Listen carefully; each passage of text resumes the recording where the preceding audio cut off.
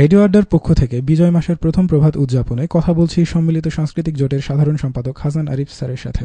আপনার কাছে আমার প্রশ্ন হচ্ছে, আমি আপনার কাছে যেটা জানতে চাইবো, মুক্তিযুদ্ধের চেতনাকে আপনি আপনার ভেতরে কিভাবে লালন করেন এবং কিভাবে ধারণ করছেন সেটা।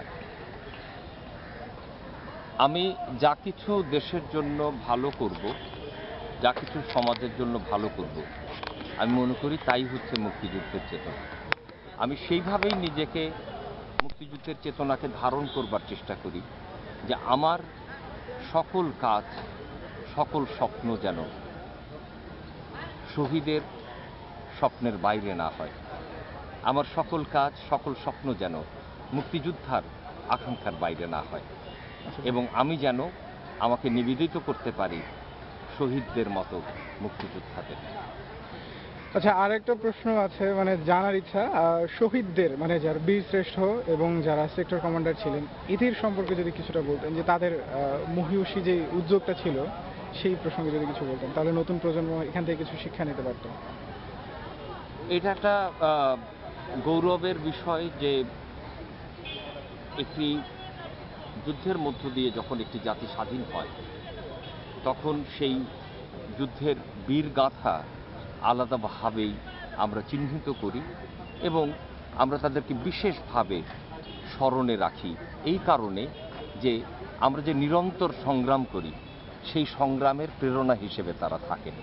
সে কারণে আমি মনে করি যুদ্ধে যারা বিশেষ অবদানের জন্য খেতাবপ্রাপ্ত হয়েছিলেন তারা হয়তো শত শত বছর পরেও যারা দেশের জন্য, দশের জন্য সংগ্রাম করবেন তাদের কাছে অনুপ্রেরণা হয়ে থাকবে, এবং এ কারণেই হয়তো খেতাবটি দেয়া হয়। তবু আমার ব্যক্তিগত বিবেচনা যে 40 বছর আমাদের 9 মাসের যুদ্ধের যে বিভীষিকা, যে বীরত্ব, বীরগাথা সব কিছু উদ্ঘাটিত হয়নি, অনেক কিছু উদ্ঘাটিত হবে। এবং শুধু তো যুদ্ধটা আমাদের দেশে সীমাবদ্ধ থাকেনি, এই যুদ্ধটা আসলে বিশ্বের সকল দেশ এবং জাতিগোষ্ঠী এই যুদ্ধের সমর্থন বা বিরোধিতায় জড়িত ছিল।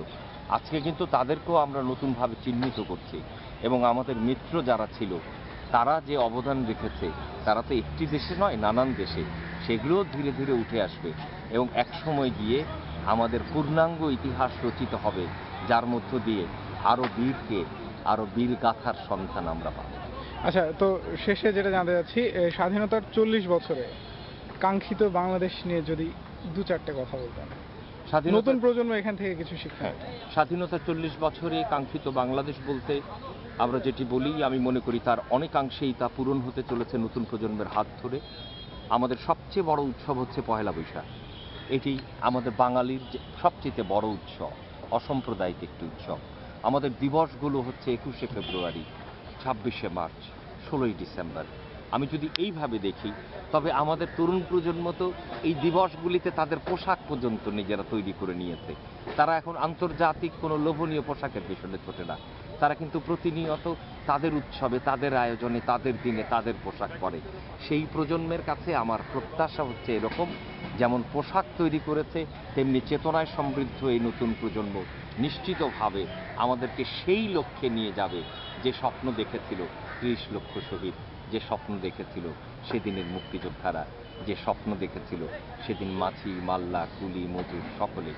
আমি মনে করি যে সেই জায়গাটি আমরা নিশ্চিতভাবে খুঁজে পাবো এবং সেই জায়গায় আমরা পৌঁছাবো। ধন্যবাদ। তো রেডিও আড্ডার জন্য যদি কিছু বলতেন, রেডিও আড্ডার শ্রোতাদের জন্য। হ্যাঁ, বলবো এটি একটি স্বাধীনতার ফসল। 40 বছরে দাঁড়িয়ে, বিজয়ের 40 বছরে দাঁড়িয়ে আমি যখন রেডিও আড্ডাতে কথা বলছি তখন আমার মনে হচ্ছে এই অর্জনটি তো আসলে স্বাধীন একটি দেশ ছাড়া সম্ভব হয় না। 40-এ যেমন রেডিও আড্ডায় আমি কথা বলছি, 50-এ আমি ভাবছি যে আমাদের সব জায়গায় যা যা আয়োজন হবে সব কিছুই মানুষের কাছে পৌঁছে যাবে। নিশ্চয়ই প্রযুক্তি সেই জায়গায় নিয়ে যাবে, কারণ স্বাধীন দেশ এইভাবেই স্বপ্ন নিয়ে এগিয়ে যায়। ধন্যবাদ। ধন্যবাদ আপনাকে।